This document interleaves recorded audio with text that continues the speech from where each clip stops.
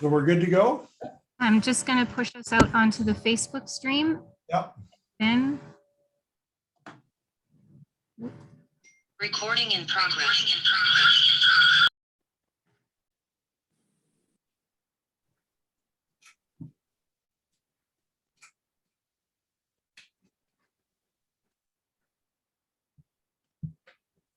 We're good to all go? set.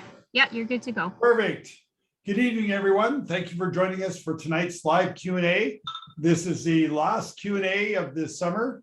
My co-host for tonight is Councillor Beverly Beckett, and I'm glad to have her here, and we'll spend the next hour hearing from you and answering some of your questions. Before we get started with the Q&A, though, we have an update with some of the things that are happening. If you want to ask us questions, you can enter it in the Facebook comments feed, or you can submit it through the Q&A function if you're joining us with Zoom. So in the meantime, I'll hand things over to Councillor Beckett for a few updates. Take it away, Bev. Well, thank you, Mayor Young. I'm happy to be here for tonight's Q&A and to look forward to hearing from everyone that's here with us this evening. So I'll begin with some environment updates. The 2020 Environmental Progress Report is now available at leduc.ca/enviroreport. And while we faced some challenges last year, we persevered in our efforts to grow a clean, green, and healthy Leduc. And this report captures all the progress that we made in demonstrating good environmental stewardship. And I encourage anyone who's interested to visit the website and to take a look at all that we accomplished together. One example of an environmental success was from last year is Recycle Coach, the city's online waste sorting tool, which is still available for download on both Apple and Android devices. Recycle Coach is a free app, and it gives residents a convenient way to sort smarter by allowing you to search individual items and to learn how to dispose of them properly. It also provides customized collection calendars by street address. Applications for the Hens and Bees pilot program are still being accepted at leduc.ca/hensandbees. And the Hens and Bees pilot offers up to 10 local households a chance to keep either hens or bees in their backyard. Applications will be considered on a first come, first served basis until the program is full. Visit the website for full info or to apply. And thanks to funding received through the Municipal Climate Change Action Center, the Alexandra Arena recently underwent an upgrade to a new real ice water treatment center. And this is following the installation of the same system at the LRC last year. The new device will result in both cost savings and environmental sustainability, as we will no longer be reliant on hot water to create ice in the arena. So this is a great improvement to our Alex Arena that will continue to pay dividends into the future. In addition to our focus on environmental stewardship, the city also has some exciting cultural events and projects upcoming to contribute to the residents' quality of life right here in Leduc. Our staff at the McLeod Center for the Performing Arts is hard at work planning the 21-22 performance season. And we're very excited to reopen the doors to our community following the prolonged closure due to COVID-19 pandemic. Information about this season's scheduled performances, as well as ticket sales, will be released soon. And we are so excited to get back to being at home at the McLab again. So please stay tuned to our website and social media for more information. 2021 Culture Days will take place this fall between September 24 and October 24. Culture Days is a month-long celebration of the extraordinary impact that arts and culture and heritage have on our community. And we are excited to work with local groups and residents to recognize all the ways that culture contributes to Leduc's high quality of life. More info will be coming soon about the different opportunities that you will have to engage with arts, culture, and heritage in our community. So please keep an eye on our social channels, and we hope to see you taking part in the wonderful events that will be scheduled throughout the 4 weeks of Culture Days for 2021. We had a terrific turnout for yesterday's party and Alexander Park event. It was such a fantastic time to celebrate the end of summer as a community and a lovely return to normal following the easing of pandemic restrictions. I personally attended, and I can't say enough good and how much fun that I had enjoying our park. Alexandra Park became alive last night, and it was just so much fun to be there. So thank you to everyone who came out to take part in the festivities. And finally, coming up tomorrow, we will be wrapping up our end of summer festivities with Skate Jam. And that is happening 2 to 4 p.m. at Leduc Skate Park. And this event will take place at the Rock the Rails Youth Festival, which was canceled just this year earlier. So we hope to see lots of skateboarding and scootering enthusiasts out at the skateboard park tomorrow. And the weather is scheduled to be good. So this is going to be another exciting time for youth to come out and just to enjoy each other's company. And we are thrilled to welcome back and to thank our event partners, Rumor and House of Wheels. Now I'll hand things back to Mary Young for a few more updates before we start taking your questions and comments. Thanks, Councillor Beckett. It's hard to believe, but summer holidays are coming to an end, but there's still lots of great opportunities to take advantage of the beautiful outdoor spaces throughout Leduc and enjoy some fresh air before the snow starts to fall. So you can visit our leduc.ca/go for a list of suggestions for some of the amenities in our city. And you can still visit them, soak up some of the last summer sunshine, or to enjoy the changing fall colors. We take a lot of pride in enhancing and maintaining Leduc's beautiful outdoor spaces. So we hope you enjoy them as much as we do. Work is continuing on 4 new Habitat for Humanity homes. These are under construction in Meadowview, and they are on track to have these homes completed in October. Habitat is still accepting applications for eligible families working through the selection process. So if you or anyone you know would like to apply, or for more information about the project, you can visit the h4h.org website and get an update on that. And I know that they've been looking for local people to take advantage of the 4 Habitat homes. So if you really are serious about getting into a home and you meet the conditions, make sure you apply. So we have some construction updates.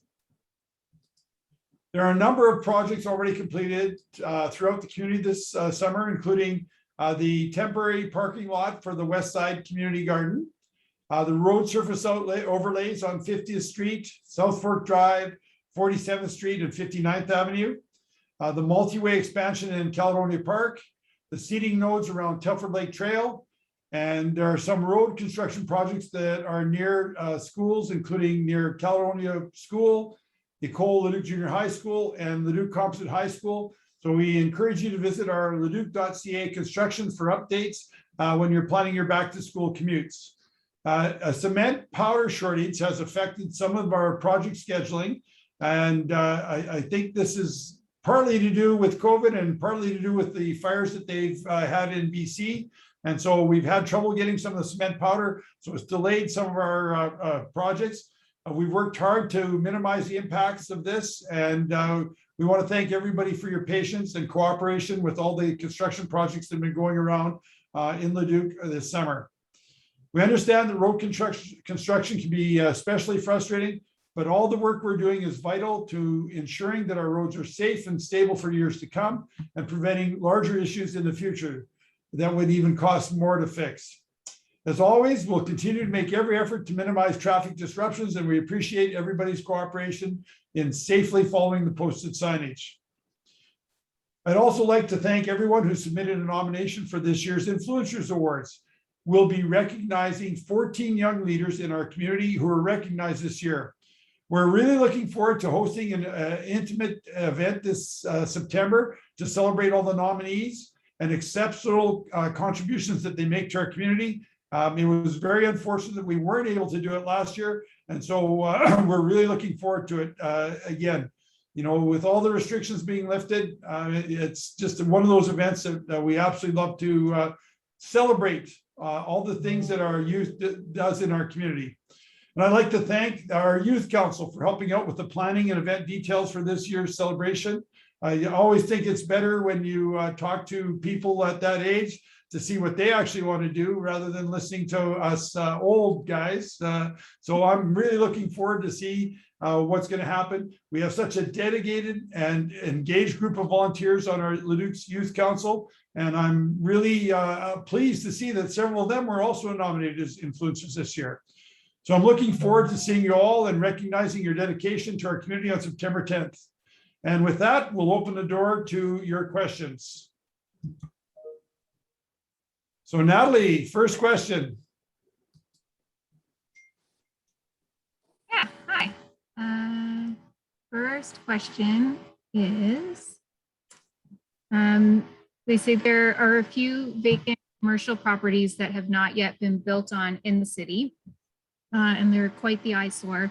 The ones that come to mind are the one next to the 7-Eleven on Highway 39, and also there's a long vacant property on 50th Street by the hospital between McDonald's and Blackgold. Is the city going to be placing any rules or fines or mandatory building timelines on these properties? It's in the middle of our city and it makes things look run down and uncared for. Couldn't agree with you more. I'm glad that this question has been submitted. So this is one of the things, it's not an easy problem to deal with. So we're sort of investigating right now to see what the city of Edmonton is doing with some of the problems that they have with abandoned properties and properties that haven't been properly kept. This is something that's definitely going to be looked into, and I'm hoping that in the next term that we'll be able to deal with this. Again, it's not an easy problem to deal with, but you know, we're going to see what we can do. Did you have any comments on that, Bev? Well, certainly, this is something that people are talking about a lot, and it of course it is real valuable property because it's prime real estate, and it's an absolute shame that something can't be done with that land. And so I personally totally agree with you, Mayor Young, that as council we need to really spearhead and really how we're going to deal with this and then make it happen. Yeah, and so it'll be really interesting to see, if there are any easy solutions for this. We know that it's a difficult one to deal with. Whenever you start talking about other people's property, it gets tough sometimes to do with it. But I think this is something that we need to take a look at. So I look forward to seeing what solutions we can come up to in the fall. Next question, Natalie. Yeah, so we have one that came in over Facebook. They're asking, whatever happened to the Deer Valley Dog Park? It was put on pause before the pilot even began, and there's been no update since. So what we're looking at, so that's a good question. So there was quite a bit of opposition to the proposed dog park.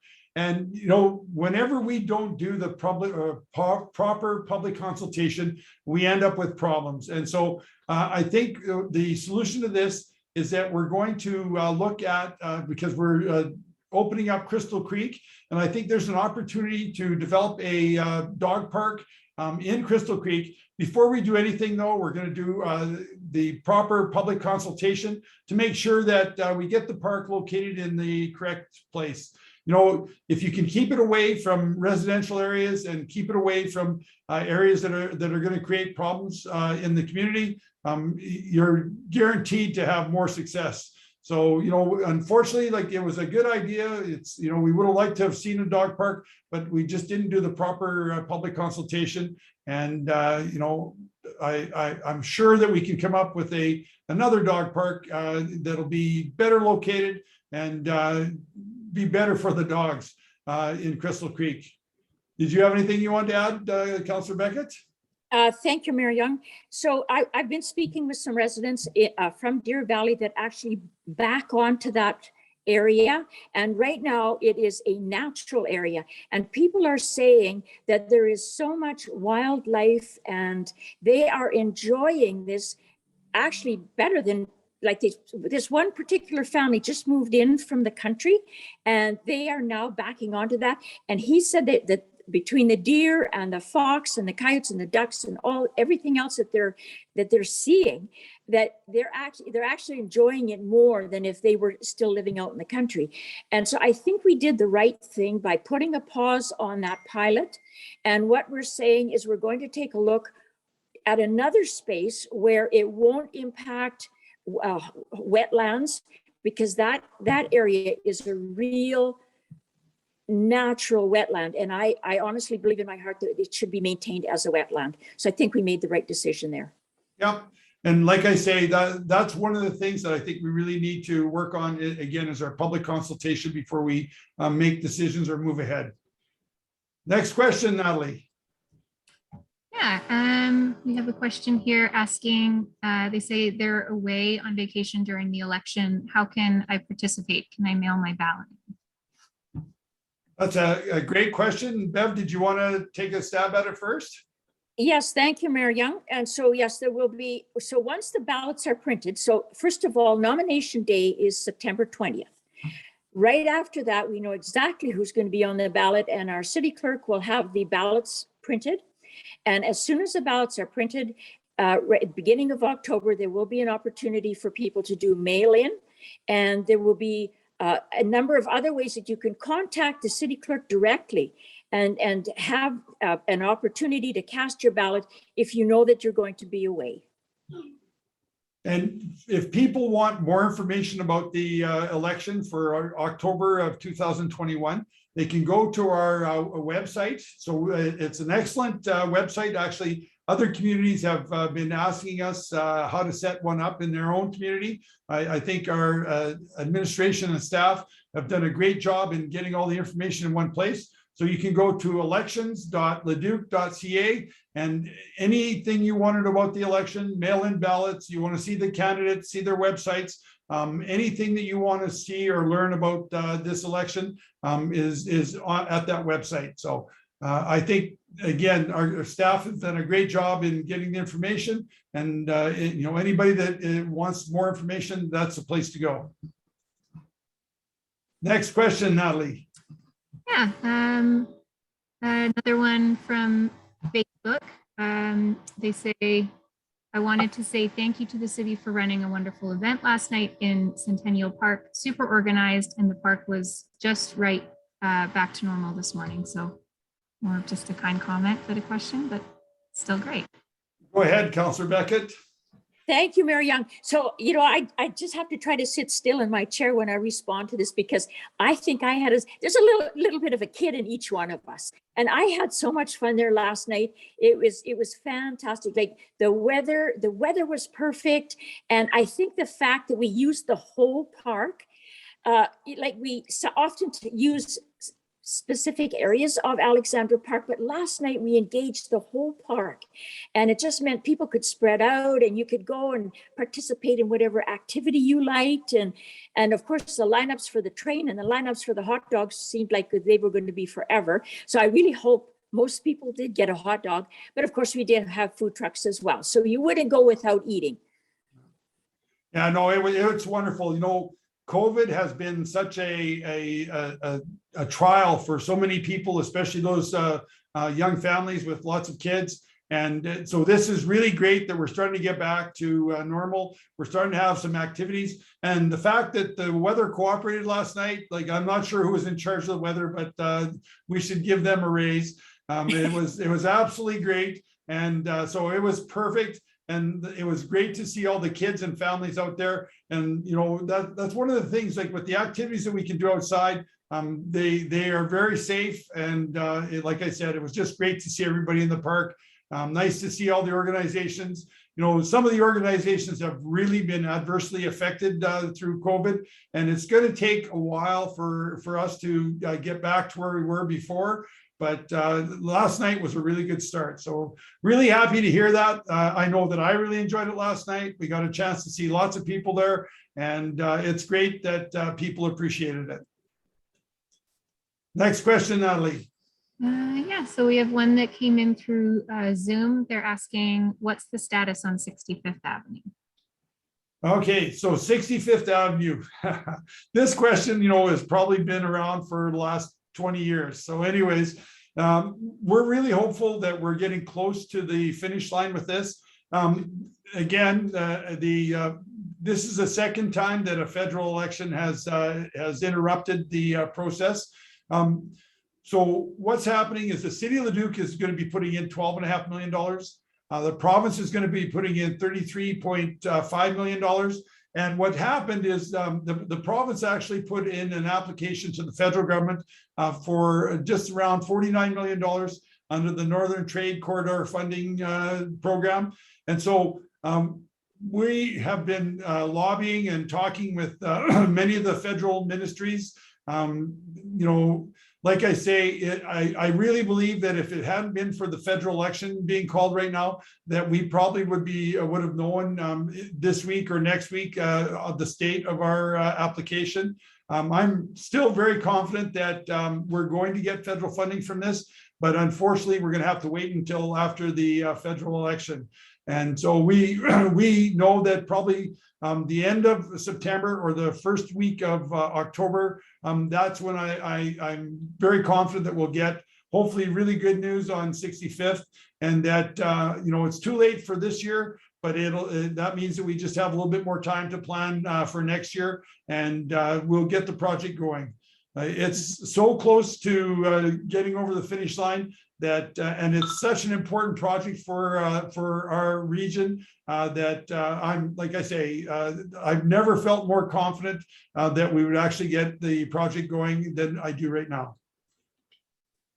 Also, Mayor Young, if I Go can. ahead. So I just want to say kudos to yourself and also to the folks at EIA and to our MLA, Brad Rutherford, for the tremendous amount of time and effort that has been put into moving this project forward. And so I am as confident as you are that in the very near future that we are going to get the go ahead on this project. And it's been so long awaited, 25 years in the making. So when it comes, it will be a real celebration for all of us. Yeah, and it like I say, it's going to open up the South Airport lands. We already have an area structure plan for a Northwest Business Park in the city of Leduc that will focus on the airport logistics. And so like this will be, it'll create thousands of jobs and hundreds of millions of dollars of investment in our community. And so, sometimes it takes a little while to get the project over the finish line. But like I say, I'm very confident that we're very close to it. So next question, Natalie. Yeah, another one from Facebook. They ask, when will the city of Leduc be adding permanent Métis and Treaty 6 flags to either City Hall or Fred Johns Park flag display? They say they're impressed with the town of Devon and their actions, and they're very much hoping and expecting Leduc to do the same. And they thank you for your thoughts. And again, that's another great question. Like we already have Métis and Treaty 6 flags outside of City Hall that are permanently displayed, as well as we also have them permanently displayed in our council chambers. We actually, I think it's close to 2 years ago that we actually had an elder that came to our community and helped us raise the flags, and they've been there ever since. And, I think there might even be an opportunity in some of the other areas in Leduc where we do have flags to include those flags as well. It's certainly, it's not because we don't want to or we haven't. It's just that, like I said, we have flags at Civic Center and in our chambers. And, hopefully, if there's other places, we can also put them up as well. Did you want to say something as well, Councillor Beckett? Thank you, Mayor Young. So I agree with you that so what we have at City Hall has been done in a very, very respectful manner. And I believe that we should also have a good look at flying those flags at the airplane, because that really showcases our community, because there, as you know, 188,000 cars that go past that spot every day on the highway. And so I would be really hopeful that we will look at that in the very near future and have that addition at the airplane park. Yeah, no, actually, that's a really good idea, because again, the visibility that we get from the giant Canadian flag there, and you know, that's a really good idea. And I think that's something that we'll have to take a look into. So I know that we're jotting down ideas and suggestions. So that's definitely going to be one that makes the list. Natalie, next question. Yeah, so this one says, are there plans to pave the road by the baseball fields at Fred John's? It's a widely used road in the middle of the city, but it's a dirt road, and so much dust gets kicked up into the playing fields when the kids are playing. We pride ourselves in being a sports city with great sports amenities, and yet we haven't paved a road to some of our fields. Yeah. And unfortunately, I wish that was something that we could do, but that road there is under the auspices of the province. And so they own that property, they own that road. You know, that one of the things that we've been able to get done is they treat the road to keep the dust down. Obviously, it's not as well as it could be, but again, that's one of the things that we just don't have control of. But it's something we can check with. You know, I can reach out to MLA Rutherford and see if maybe he has some influence on that. But you know, for the most part, there's right now, if you were to ask me, I'd say there's not much we can do, because again, it's not our property. It's same thing with when you take a look at some of the roads. If you take a look at the entrance to going on to QE2 under the overpass there, if that road isn't in great shape. And again, if it was controlled by the city of Leduc, it would be in great shape. Unfortunately, it is controlled by the province. And so we keep advocating for this, but you know, we'll see what we can do. Next question, Natalie. Yeah, so next question asks, can you share updates about the Telus 5G? Okay, Councillor Beckett, did you want to say anything on that? Yes, thank you, Mayor Young. So Telus and the companies, of course, that they're contracting with are working diligently. They are working 7 days a week to bring pure fiber to our community, which is going to enhance how we do business in our community. It's going to enhance how we in our own personal homes receive all the information that we do. So we live in a technological world, and the pure fiber is just going to add extra value to that. You're absolutely right, Bev. Like you know, we're so fortunate that Telus decided to invest in our community. So they're spending $36 million, and we'll have fiber to every home and to every business in Leduc. In this day and age, broadband is so important, and having high-speed internet is really, really crucial to a lot of businesses. And so the fact that Telus is willing to invest that money in our community, it's really been beneficial.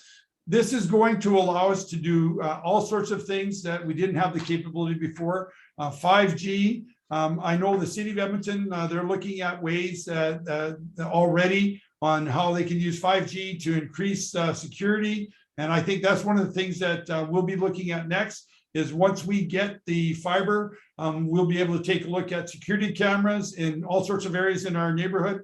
We'll be able to look at having better traffic control with our lights. It's going to open up a whole bunch of new possibilities with our community. So I'm really excited to see what we can do once the Pure Fiber project is completed. And I know that there are some concerns out there in some of the neighborhoods. You see all the first call, you know, they've marked all the underground infrastructure. And so they're going in and they're horizontal drilling, and they're going to be putting cable in. Rest assured that once they get it done, that everything will be put back to normal, and that the project is supposed to last 2 years. And so we're hoping that especially with the way the weather conditions are, if we get a good long fall, then maybe they'll even get it done sooner. So stay tuned. Again, this is going to open up all sorts of interesting possibilities for the city of Leduc. Next question, Natalie. Yeah, next question says, will there be a printed copy of the environment progress report available, or do I just download it from the website? That's a good question. I'm not sure. Bev, do you know anything about that? It's my understanding that it is available on the website. And I think if people make a special request for a printed copy, that is a possibility. But I'm not sure that there are printed copies at the moment. Yeah. I know that we've really made an effort to reduce, as much as possible paper copies. It's again, if we're talking about environmental report, it's probably better if it's downloaded and viewed on a computer screen than actually a paper copy. So, but I know that if they don't have the ability to read it, I'm sure we can get them a paper copy. But go ahead, Natalie. Yeah, another question asks, the golf club hosted a golf tournament last month. Do you know if there are more events at the golf club in the next few months? So yes, that's actually one of the things that the city of Leduc is known for, is for our sports tourism. And so with the new facility there, it's really opened up the opportunities for us. And so it allows us to, when these groups are looking to host tournaments in Leduc, they need the facility so that they can host a banquet for all the athletes that are attending and all the people that attend. And so by having a banquet facility that we have right now, it's opened the door. So it's absolutely amazing. Weddings. So I know that they're already booking weddings into 2023. I know that there's going to be the Oilman's tournament is going to be coming back to Leduc. Golf Canada. Now that they've seen that that we have a facility that's 10 minutes away from an international airport, and that there are 3,000 hotel rooms 10 minutes away from the facility, I think we've opened their eyes too. The golf course is probably in the best shape that it's been in probably the last 15 years, and I think the combination of all of this has really made the possibilities really open up for the golf course. So just like we've done with Curling Canada and Hockey Canada, once they see the facilities that we have here, the volunteers, again, we hosted the Canadian Junior Women's Tournament, and talking to some of the competitors, they were absolutely blown away with the hospitality shown by the volunteers that came out. And, whenever we host an event in the city of Leduc, we always make it best ever. And I think that we impressed Golf Canada. So I know that we are definitely on the map, and that they will be considering, just like all the other groups do, is that if there's an event and they want to have it successfully hosted, that Leduc will be one of the considerations with that. But like I said, I had an opportunity to attend some of that event and was very impressed with the way things went. Councillor Beckett, I think you were there too, weren't you? Thank you, Mary Young. Yes, I was. And so just on the very 11th hour, the landscaping and all that sort of thing was put together. And it's just amazing how all of the staff at the golf course just really put in their very best effort. And of course, kudos to our volunteers. If it wasn't for the volunteers in the city of Leduc, we would be hamstrung. But that's one of our powers going forward, is that we know we can count on our volunteers. Whenever the call goes out, our volunteers step up. And so that speaks volumes clean across Canada. And we are so very proud of all of our volunteers. Yeah. And it's just nice that we're actually starting to host events again. Like the last year before COVID hit, we hosted over 150 different events in the city of Leduc. And so that brings people into our hotels, into our restaurants, and into our gas stations, and it brings people into our community. And so, you know, there isn't a better way to show people what a great community we have than having them actually come and spend 3 or 4 days in our community. So the Canadian Junior Women's Tournament had 109 competitors and their families, and they were here. Most of them were here for at least a week, and some of them were here for 2 weeks, so they could come in and practice on our course. Because, you know, in a lot of other golf courses across the country, they weren't open. So it's kudos to our staff, and again, just another great sports tourism event held in Leduc. And like I say, this is just, I think, the first of many more to come. Next question, Natalie. Yeah, so next question asks, can you give an update on AVPA? I heard flights are coming back to Edmonton, which is great news, but what will that mean to AVPA and the impact to it? So again, the airport vicinity protection area legislation. So what's happened is we've been, if people have been paying attention, we've been doing an education campaign. So this legislation restricts the land use that we can do in Leduc. And so it's forced us to spread, and you know, there's a real cost to sprawling. And so what we've done is we've been lobbying the provincial government to get the restrictions changed, so it would allow more land use and allow us more development in areas that previously we weren't able to develop in. So we've, again, we sort of ran into a roadblock with that. We started with, well, we've gone through 3 ministers of municipal affairs. Thankfully, Minister McIver is still on the job now. He was doing double duty with transportation, and now he just has the municipal affairs riding or responsibilities. And so we're hoping that maybe even before the end of September, that I think they've been really well received, the changes that we've asked. Again, the airport is so important to our region when it comes to economic development. There isn't anything we would ever do to restrict the hours or to try and limit what they can do out there. But I think the changes that we've proposed won't affect the airport, but they will allow Leduc to develop in some of the areas that we haven't been previously allowed to develop in. So we're hoping that, again, we will get a very favorable answer. Hopefully it'll be before the end of September, now that Minister McIver only has one ministry to look after. I don't know, Bev, did you want to? Yeah. Thank you, Mary Young. So certainly amendments to the AVPA is going to be very, very favorable to our entire city. So anybody that knows or recognizes how a city traditionally builds out, it's in a square. And we are sort of like an octopus. We go everywhere. And it's simply because of the restrictions that we've had to endure with the AVPA. So for a number of years, we've been working with the provincial government, and it looks like now that we are on the cusp of going forward. And it is going to change how we can do infill downtown, how like the number of high rises that we can build. And the restrictions are just going to be so much less.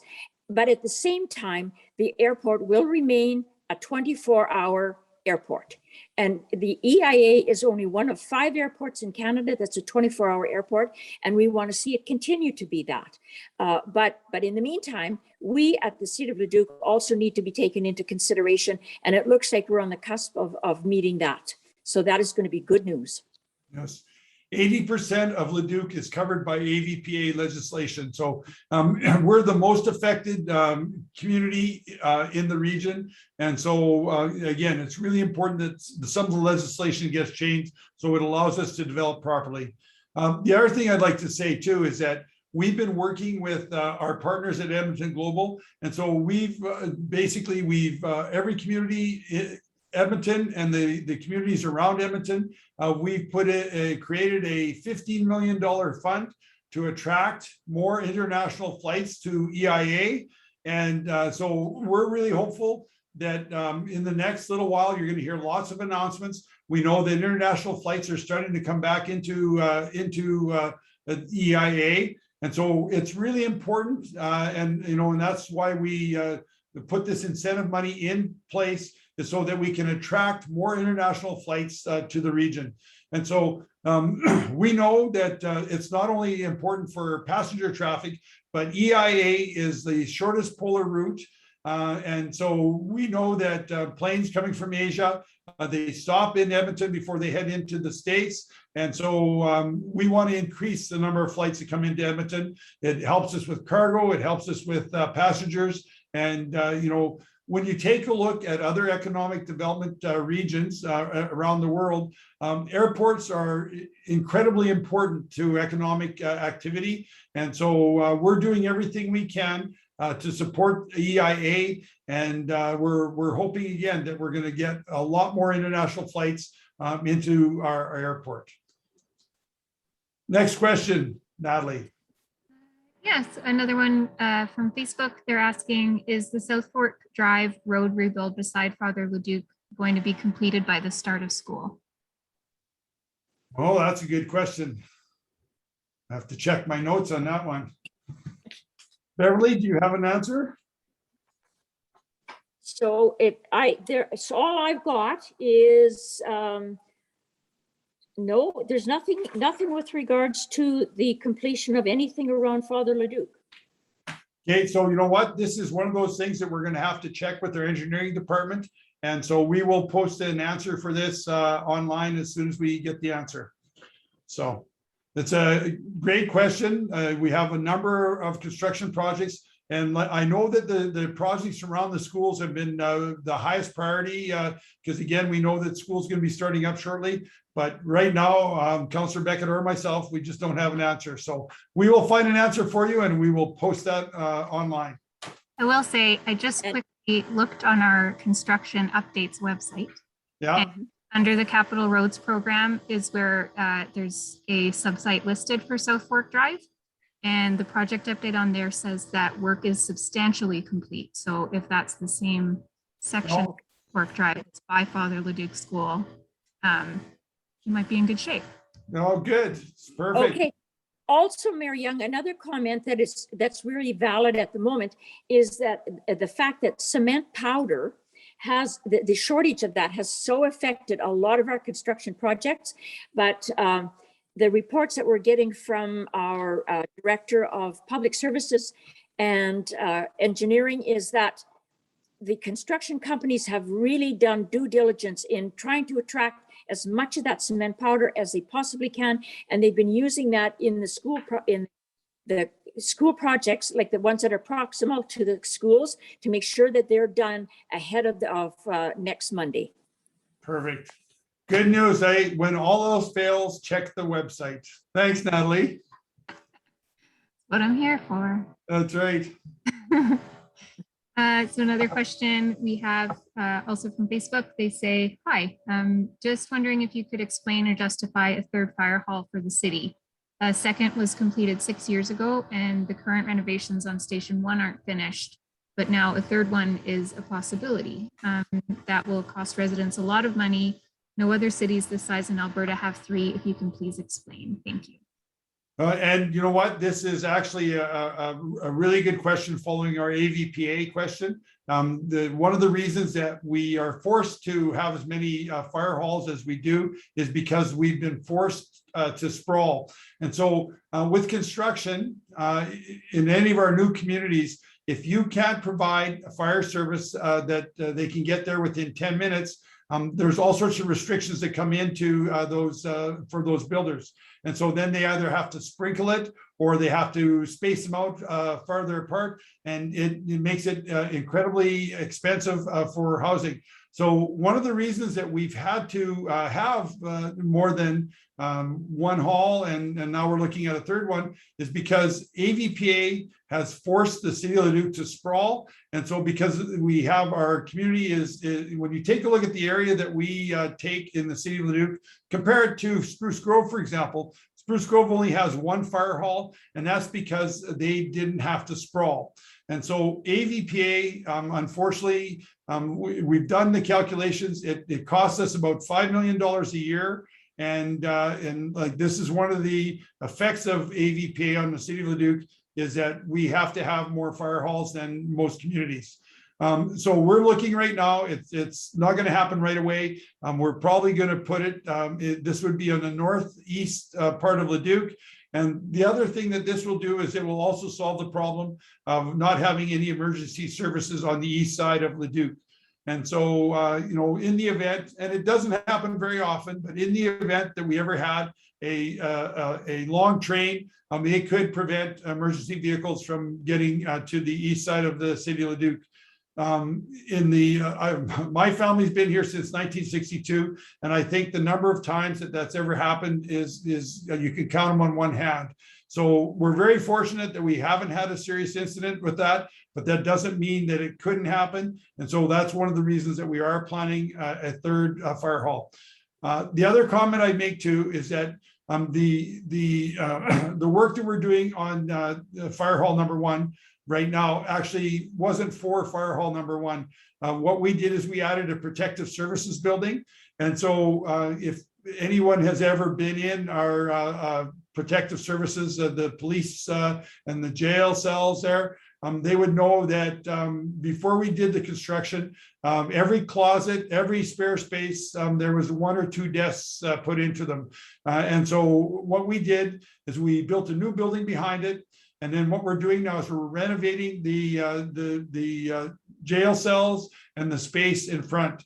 And so when we're completed the renovations on the old building, and we're basically completed the new tower, what's going to happen is that we will have facilities that will be able to take us into the next 40 or 50 years.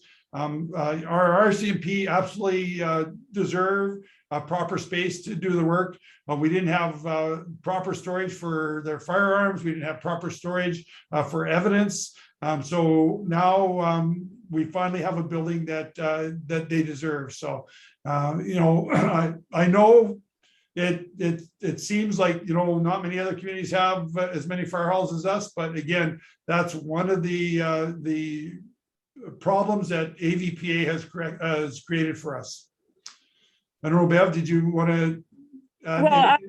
Well, I totally agree with you. So when I say the city of Leduc is like an octopus, and it's not by choice, it's how do we work with the restrictions that have been imposed on us by AVPA. And so consequently, the community has not built out in a square, but it goes every direction. And that's what we're looking forward to now by hopefully having some of those restrictions lifted, and we'll be able to work in a better manner. Now, the one thing about CP Rail going directly through the center of Leduc, that can never be changed, and that will never be changed. No, that's a permanent fixture. And I agree with you, Mayor Young, when you say that, and right now, a lot of those trains are over 100 cars. So you could actually block most of the level crossing in the city of Leduc if there was a train derailment today. And so that is one factor that we really have to give careful consideration to when we're considering, are we going to be building another fire hall? So it's safety, and it's also the amount of insurance that the businesses are paying in the Northeast, because they're that much further away from a hall. So the access is restricted. And so there are so many factors that we have to take into consideration when we're going to consider another hall. Yeah.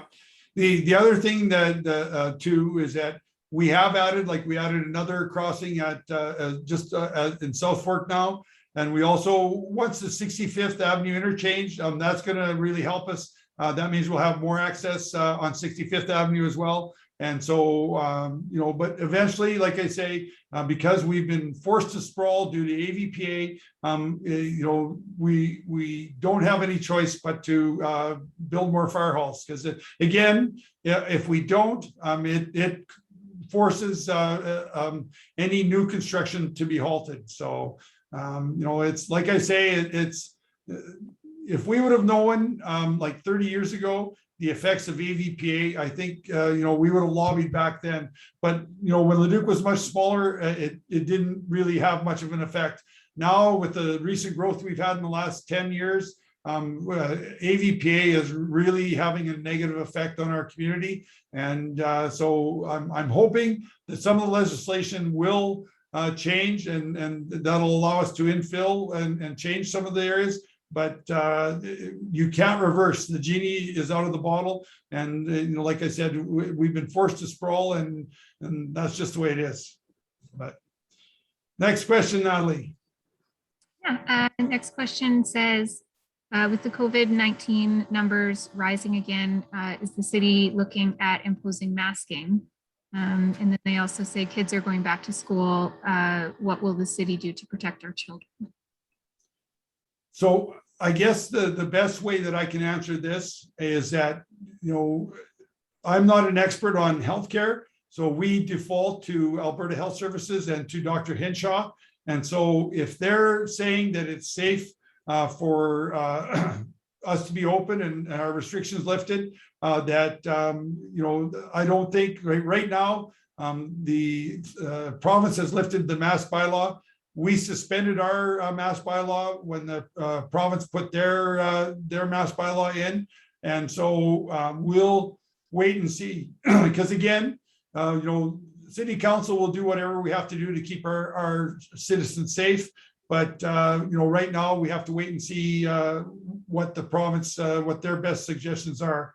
And as far as kids going to school, again, that's not the city of Leduc's jurisdiction. I know that Black Gold and Star Catholic, that they're going to be dealing with those same questions. And I know that always that the safety of the children is always a prime concern, and I know that they'll make the decision based on those concerns.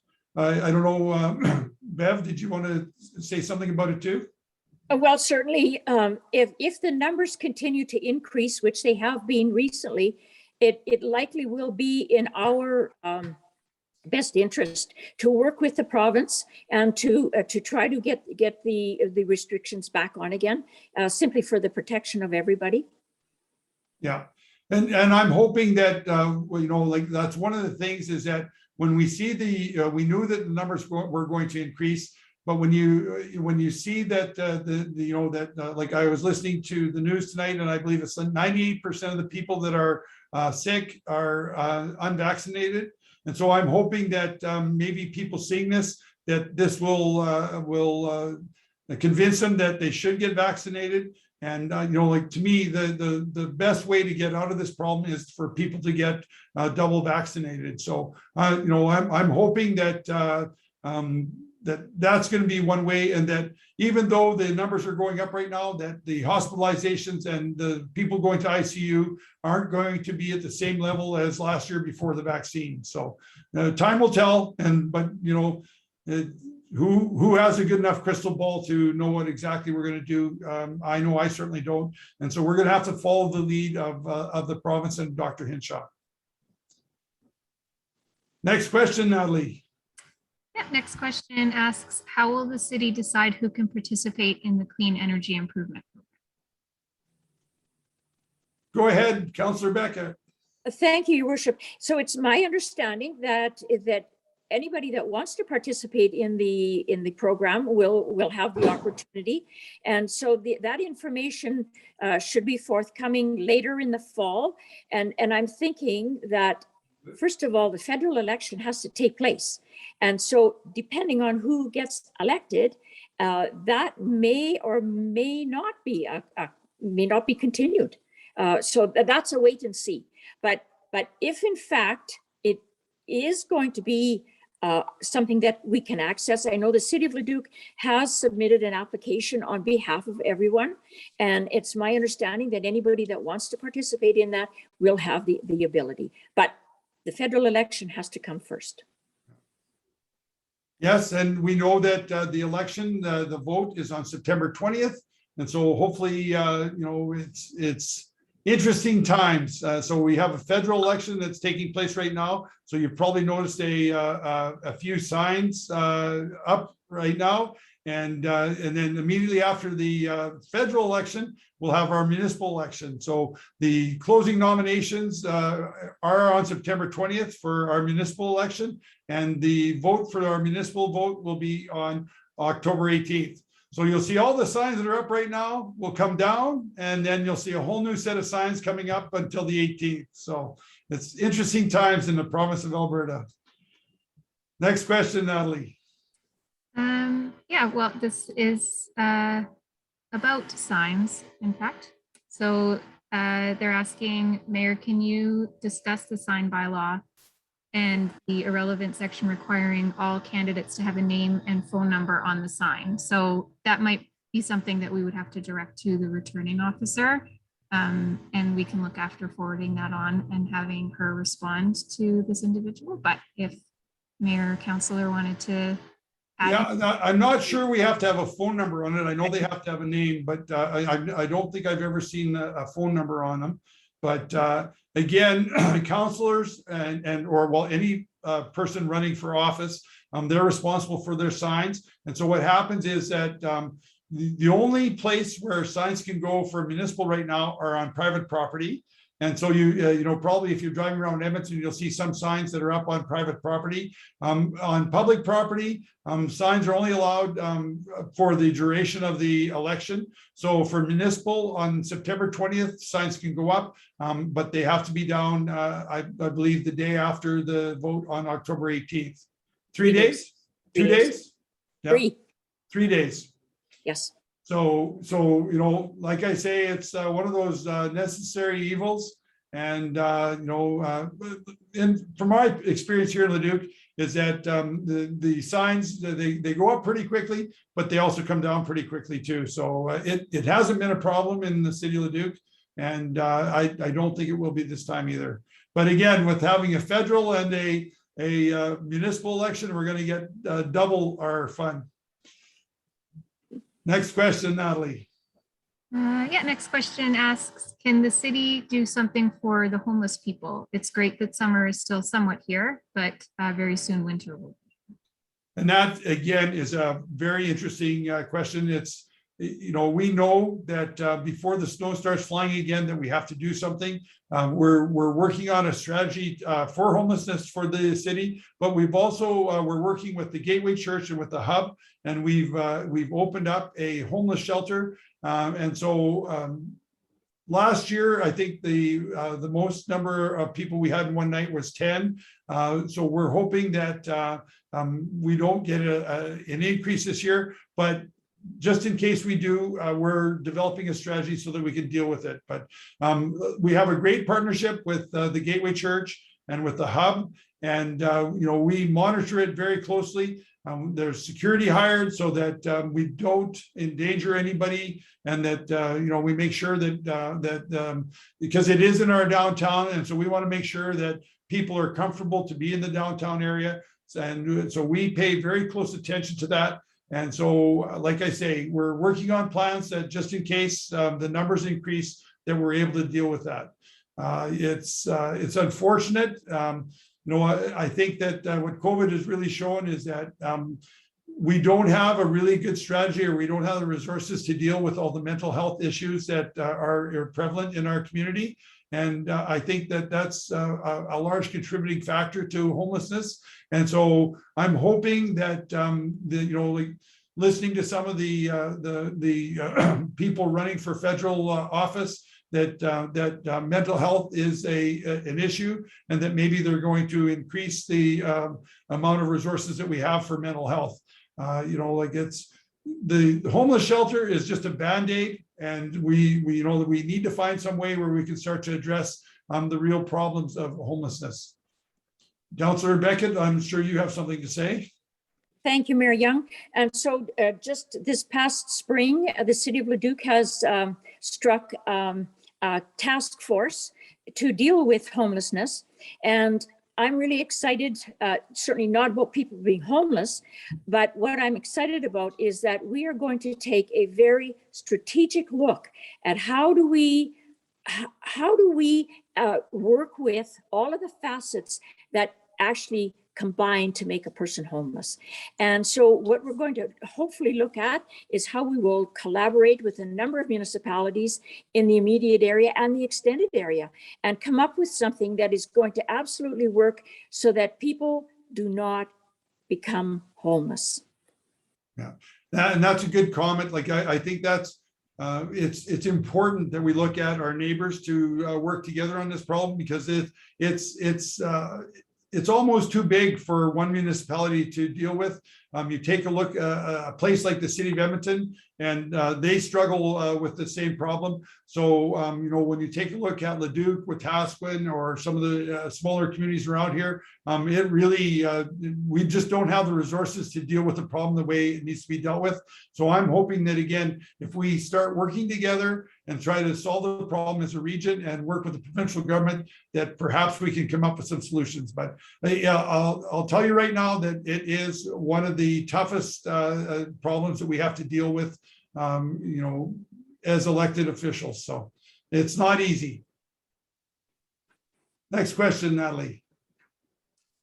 Yeah, next question came in through Zoom, and they're asking, what is the population growth in Leduc now? Councillor Beckett. I can start on that, Mary Young. So currently, our current count is 33,032 people. And so for quite a number of years, our population exploded at such a rapid rate that we did an annual census. But we've learned that the numbers that the provincial governments and federal governments that are using when they are doing resourcing for us, that they're not using every year, they're using every 5th year. And so a census costs a lot of money. And so what we've done now is we've put a hiatus on it, and we're not doing it every year the way we had been for quite a number.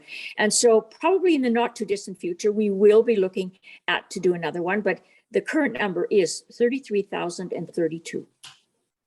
And one thing I can tell you is, it'll be interesting to see what our next numbers are, because I think we're going to be moving much closer to 35,000.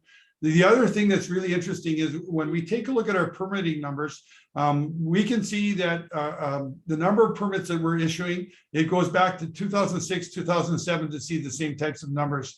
So I'm really optimistic that this last quarter, we're going to see a mini boom in the city of Leduc, and that the next year, or maybe next 2 years, if it turns out to be like 2006, 2007, that we're going to have pretty impressive growth. And so, that's one of the things that we have to deal with, and we have to make sure that, we're prepared to deal with the growth that is going to occur. But, if the economy keeps going and improving the way it is, as we start to come out of COVID-19 and open things up again, I'm very optimistic for the city of Leduc. We've positioned ourselves so that we're ready to deal with this growth, and financially we're in a good position. And so it's going to be interesting for the next 2 years. It'll be so much better to be dealing with growth rather than talking about shutting things down and coming in with restrictions for small businesses and residents. So I'm really looking forward to getting back to where we used to be as one of the fastest growing communities in Alberta. Next question, Natalie. So next one asks, when are we getting rebates for solar panels? Edmonton offers them for residential property. Oh, that's a good question. Bev, do you want to try that one? Well, certainly. So it's not the city of Leduc that gives the rebates. That's usually either a provincial or a federal program. And so, but we certainly do encourage them. And I know at the city of Leduc, we annually are looking, whatever construction we're doing, is it possible to be actually using solar panels and reducing our green, our carbon footprint. And so just the most recent thing that we've announced is a carport downtown. And so we recognize that there isn't a place to charge electric cars between Red Deer and Edmonton. And so we jumped on the bandwagon, and in the not too distant future, we will have a spot downtown where vehicles can come off the highway, or even people who are in Leduc for that matter, can come and plug in downtown. And that is all attributable to the solar panel installation that will power that whole charging station. And I think there's an opportunity to, like, we'll get more guidance from the province, but I think that, if there's a demand for incentives to put solar panels up in that the province will probably lead the way on that, or the federal government, and the city of Leduc will definitely follow. But right now, we don't have any plans for that, but that doesn't mean that it can't happen. So, Natalie, next question. Yeah, next question. Well, it's a comment, I guess. I just wanted to say how pleased I am with the city of Leduc and their response and efforts to help its residents cope with the restrictions due to COVID. Great job. Well, that's nice to hear. I'll tell you what, like, this is, I don't think anybody on council knew what they were getting into when we signed up in 2017. So I'm very proud of the way that our council's dealt with it. I think we were one of the first communities to open up our facilities after all the restrictions. And, we did this. And we also built a $21 million protective services building, and we were able to do this without raising taxes or reducing services. So very proud of what our council's been able to achieve through COVID. So it's nice to hear somebody appreciates it. Also, Mayor Young, if I might, we need to talk about the task forces that were struck to deal with. So at our level, we had one for economic development, and we also had one for our social programs and our not-for-profits. And the help that we were able to arrange to make sure that small businesses had the hand up, I guess you might say, and to walk with them in it, because there were a number of federal programs that were available. But if it's a one-person business, how do they have time to submit applications and do all of that? And so we were able to lockstep with them and provide the assistance that they needed. And so today, these people are still in business as a result of that. And when we talk about the not-for-profits, we had to make sure that the incentive was there for them to stay whole and wait until the COVID was over so that they then could be active again. And so, like, one that comes to mind is Rodeo and the Dairy Congress and a number of major not-for-profits that operate in our community would have definitely folded had we not been able to provide them with and some of them, so they traditionally get an annual grant from us. Okay, well, if you can't be operative, what's the use of a grant? So they now knew that that grant was a carryover without them having to start doing more applications and all that process. They knew that carryover was there for them, and that we were prepared to stand by them and make sure that they would be whole at the end of the pandemic. And so I think we as a city, all of us, the residents, the not-for-profits, the businesses, and council and administration can be very proud of how we dealt with this, because every one of us had our heart and soul in it. And we really did, I think, do an amazing job for everyone. Yeah, we had over 80 small businesses take advantage of the COVID recovery grant. And the second phase that we just came in is we partnered with the U of A School of Business. And so we actually borrowed the program from Edmonton. It's the Get Digital. And so what it does is we paid for 12 hours of time with the U of A School of Business. So their students came in, they did a social media audit for companies and to see, how their website was, what their social media was, e-commerce. And so they worked with the businesses. And so then they have let them know where they could improve and what they can do. And so we've had 100 businesses sign up for that. And I believe that there's 35 businesses that have completed the program, and that, that it's ongoing. It's going to go to the end of October. And again, I think that's been one of the things that COVID, one of the lessons learned from COVID is that, we know that we have to have a better partnership with our small businesses. And, I think that the COVID recovery grant and then now this Get Digital program have really helped. And I know that the next step that we're going to be doing is we're going to be setting up a small business mentorship program. And, again, moving forward, Leduc, if you want to attract new businesses to your community, I think you just have to make it easy for them to exist in your community. And I think that that's one of the lessons we learned from COVID is we're trying to work with them and make it as easy as possible to help them become successful in our community. So. Yes, and if I might add, we've also looked at red tape reduction in terms of when people are applying for business permits. Yeah. And so we've made huge strides in that area. And so now we even have, I mean, it's going to cost you a little bit of extra money, but we actually have them online and you can actually get a permit within a day. And so that is absolutely monumental of how easy it is for businesses to start in our community. And it also encompasses home-based businesses, because right now that seems to be very, and of course with the fiber optics coming in, that's going to be even better, because now the broadband that these businesses are going to require will actually be in their home. So at the City of Leduc, we are doing many things to make sure that we are open and ready for business. Yeah. Another example of that was our patio program. So, again, because of COVID, we made it easy to open up patios. We even allowed them to set up patios on city property. And so again, I can see one of the benefits from that.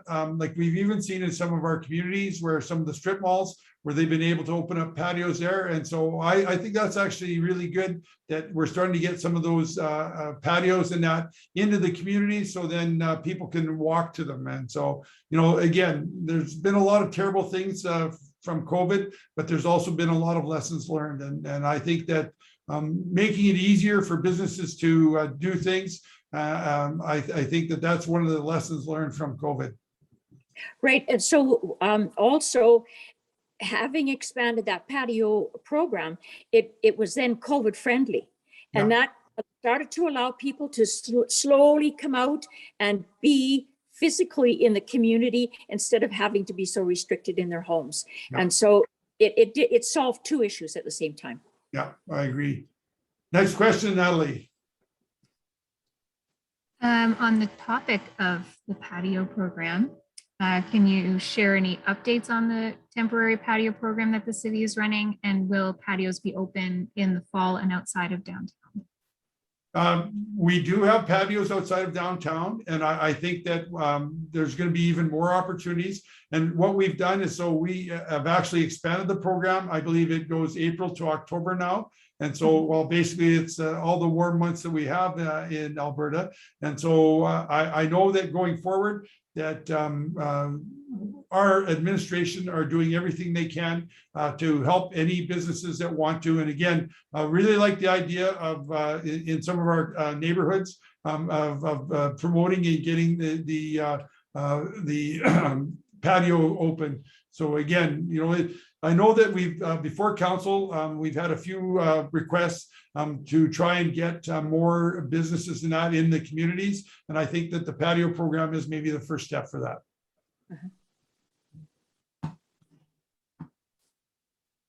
Okay, then there's a comment / suggestion from Facebook saying or suggesting more events like Symphony Under the Stars in Leduc.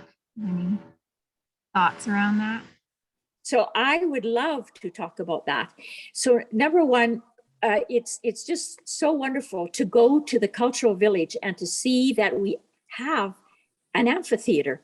And I was so sad that the weather did not cooperate last Sunday, because we had the opportunity to have Edmonton Symphony Orchestra come and actually present a concert for us, but the weather did not allow that. And I know that Tasha Turner, who is our manager of arts, culture, and heritage, has a direct connection with Edmonton Symphony. And so I would put my life on the line to say that, yes, there will definitely be another. I'm not going to say it will be this fall. It likely will be next summer, but she has a direct connection with them. And so, yes, definitely we will be having more of those kinds of events. Yeah, it's really sad this year that we weren't able to have our normal Canada Day festivities, right? Like that's one of the things that I think that again, there's more opportunities for us to have more concerts and presentations out in the open sky. So yeah, no, we're looking forward to it. Like this is. Again, it's one of the things. So this year with the Canada Day, what we did is we had actually a roving concert that went to different neighborhoods. And I think that, even when we go back to our normal Canada Day, I think there's still going to be an opportunity for us to do some roving things so that, again, people will be able to enjoy, live presentations in their community. So this year, it was the first time we did it. I don't think, again, because we threw it together at last minute, I don't think we advertised it as well as we could have.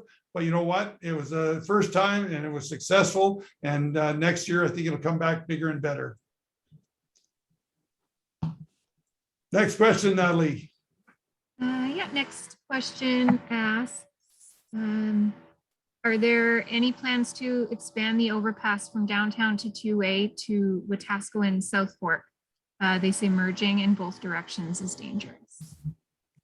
So the problem that we have with that, and that, again, this is another great question. It's a tough one. So the overpass that they're talking about is supposedly on its last legs, and so they're going to build a new interchange that'll be closer to the way scale. And so south of South Fork, you'll be able to get onto and get into South Fork onto QE2 at that interchange. So what's happening with the present overpass there, and it is a very dangerous, like it just like I would love to have known who designed that our overpass, and that was done in the 70s, and because it's just not very safe. And so we're looking at ways, like I'm hoping that we can get a flashing light so that people know that there are cars merging onto the highway there. And once we build the 65th interchange, that might help a little bit too, take some of the traffic. But until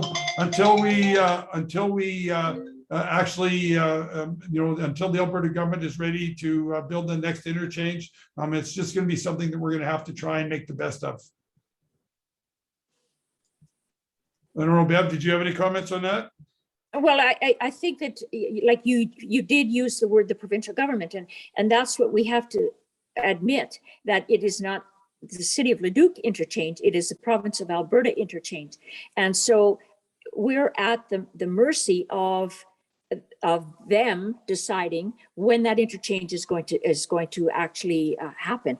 And as far as I'm concerned, I understand that it is in a distant transportation master plan somewhere down the road, and that it will take place. But for the moment, yes, I totally agree that it is dangerous, and that if you're approaching in that intersection, you have to use every bit of caution, because it is a very sensitive area for sure.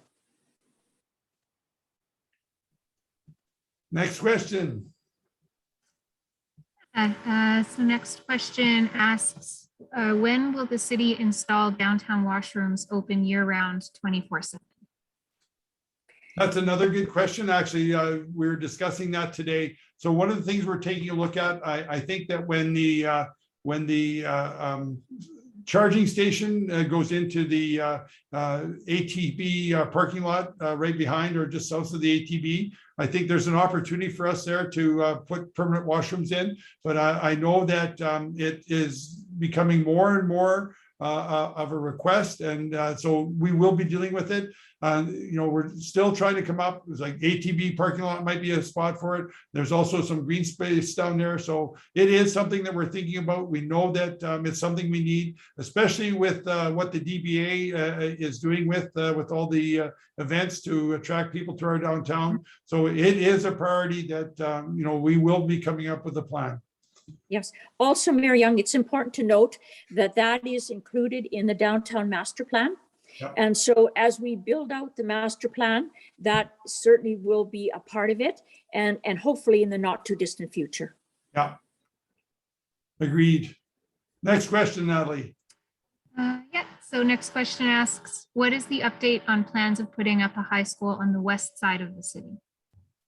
Okay, so again, another good question. So there's been some delays. I think that part of the problems is with getting some of the materials and that they need. So I don't have the exact timeline on the high school. I think now that they're looking at 2023 opening. But that's something that we're gonna have to get more information on and check for sure. I know that it's been delayed because again, they haven't been able to get the cement powder that they needed to do all the groundwork to get the school started. And so, but that's one thing we'll have to get an update on, and we'll post that as soon as we can. Next question, Natalie.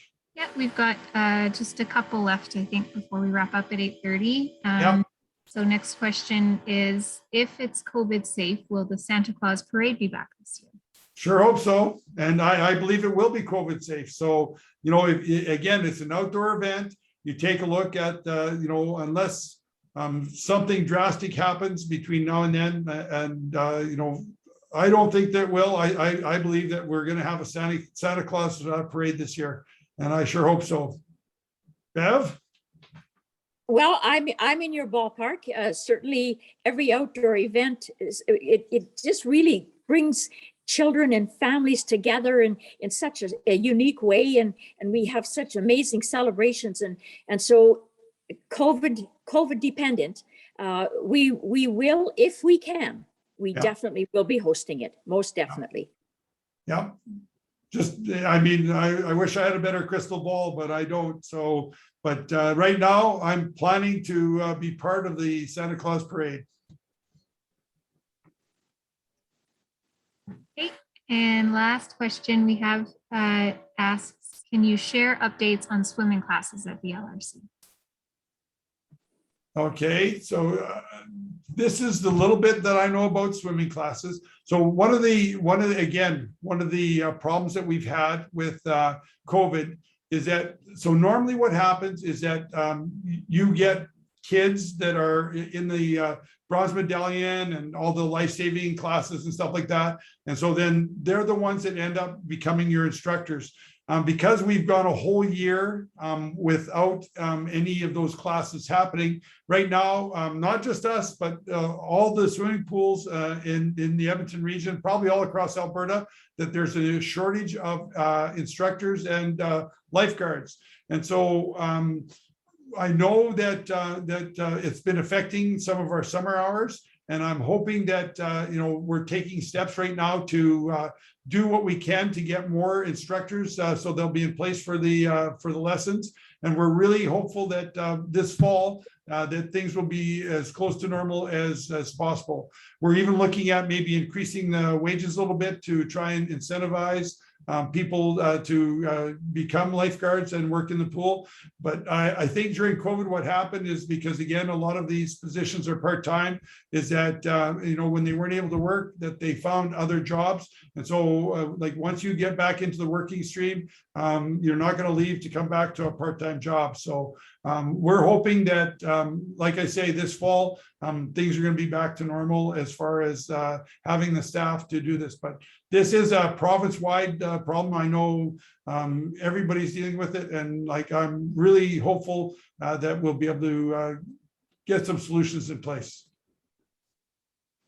And that was the last question. So that's it. That's all I see. Perfect. Well, thank you so much, Bev. We really enjoyed. I really enjoyed these opportunities to reach out to people, and I hope that we provided some useful information for them. And this is the last one for the summer, and hopefully we'll be back after the election to do this again.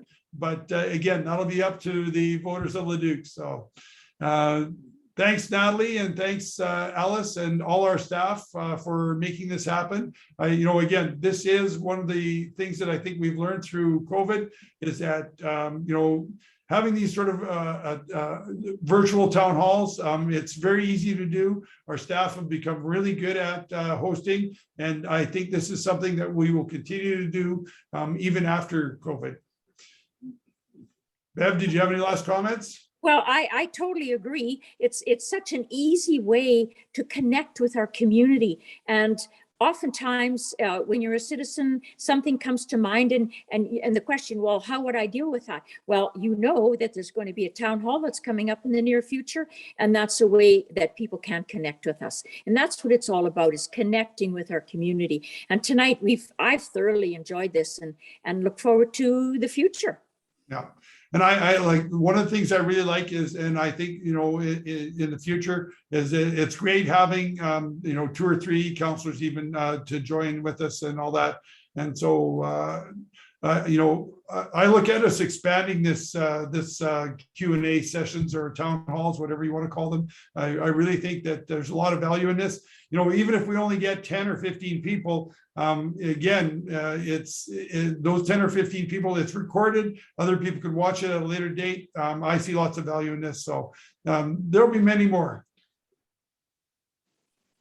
So good night, everybody, and enjoy the rest of summer.